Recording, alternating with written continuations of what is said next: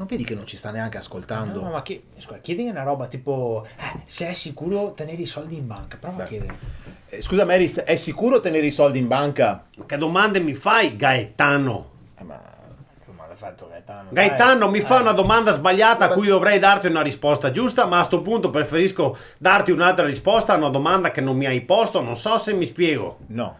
Cioè, pensare di arricchirsi al giorno d'oggi con i soldi fermi in banca è come essere un naufrago in mezzo al mare che spera di trovare squali vegani. Non so se mi sono spiegato. Sì, chiaro. Gaetano. No, non si ga spiegare. Cioè, Gaetano, ricordati la storia che bisogna investire i soldi. C'è una storia che dice di quel tale che era appassionato di caffè, amava il caffè e voleva una macchinetta del caffè, ma non aveva i soldi per comprarsela e così si è messo ogni giorno a risparmiare, ha smesso di bere caffè e quell'euro lo metteva da parte per comprarsi una macchinetta del caffè nuova. E c'è riuscito? Ora che è riuscito a comprarsi la macchinetta non aveva più voglia di bere il caffè. Penso che ci siamo capiti, Gaetano. No, non ci siamo capiti. Ma cosa me ne frega del caffè? A macchinetta del caffè. Ragazzi, io vorrei dirvi di più, però purtroppo sta per aprire Piazza Affari e ho io le chiavi. Bisogna che vada. Arrivederci. Ok, grazie Grazie, Mary. ragazzi. E noi stiamo qua? Andiamo via.